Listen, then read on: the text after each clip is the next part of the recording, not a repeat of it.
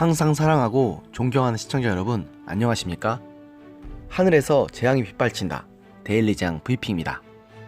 이번 4.15 총선을 앞두고서 미래통합당이 전신인 자유한국당 시절부터 추진했던 비례 전문 정당인 미래한국당이 상당한 파급력을 가졌던 것으로 나타나자 민주당 측도 태도를 슬그머니 바꿔서 비례정당을 만드는 쪽으로 선회했던 것 다들 아시죠? 그렇게 우여곡절 끝에 더불어민주당이 비례연합정당인 더불어시민당을 출범시키기로 했는데요. 이 더불어시민당과 정봉주, 손혜원 의원 등이 주도해서 창당을 하고 있는 열린민주당이 서로 피 튀기는 경쟁을 할 것으로 보여 관심을 끌고 있습니다.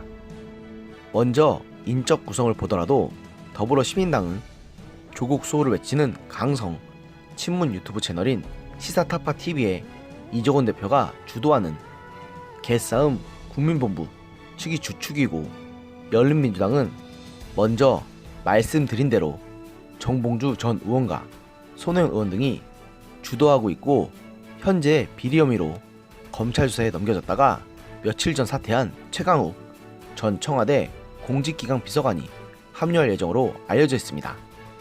만일 열린민주당이 독자 노선을 계속 고수한다면 더불어시민당과 열린민주당이 서로 표를 서로 갈라먹을 가능성이 매우 높습니다.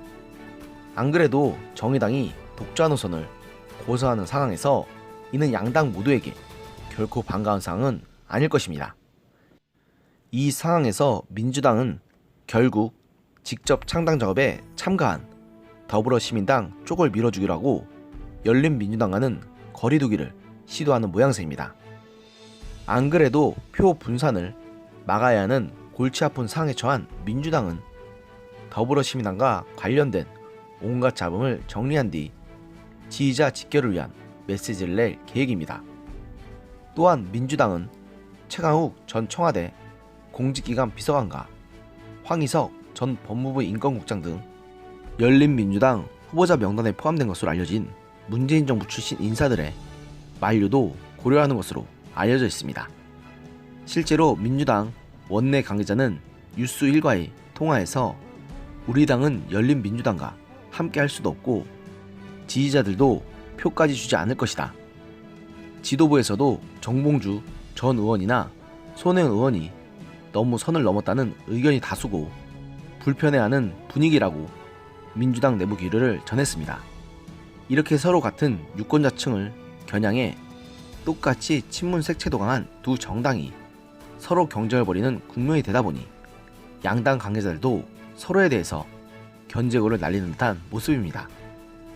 더불어시민당의 모태가 된 시민을 위하여의 최백은 공동대표는 18일 김어준의 뉴스공장에 출연해 민주당 지지 성향에 다른 정당들이 득표하게 되면 그만큼 당선자가 줄어들 수밖에 없는 제로섬 게임이라고 말했고, 같이 출연한 우희종 공동대표 역시 유권자들께서 반드시 기억해 주실 것은 어느 특정 당에 간다는 건 저희와 함께한 민주당의 후보가 굉장히 타격을 입는다는 것이라고 힘줘 말하면서 자신들에 대한 지지를 호소했습니다. 반면 열린민주당 측은 더불어민주당에 대한 비판적 발언을 이어가며 각을 세우고 있습니다. 정봉주 전 의원은 뉴스1과의 통화에서 우리는 현역 의원을 가진 독자 정당이다. 그러니 독자 후보를 내는 것도 당연하고 민주당이 저렇게 정치개혁 연합이 아닌 시민을 위하여와 손잡아 논란이 될 것도 미리 알고 있었다고 주장했고, 손혜원 의원은 페이스북에 글을 올려 민주당 누군가가 열린민주당을 잡음으로 취급하고 제거 대상으로 삼고 있다는 인터뷰 기사가 떴지만 열린민주당 측에서는 아직 참고 있다고 불편한 신경을 드러내는 등 아무래도 두 당이 이번 총선에서 정면 충돌하는 것은 피하기가 힘들어 보입니다.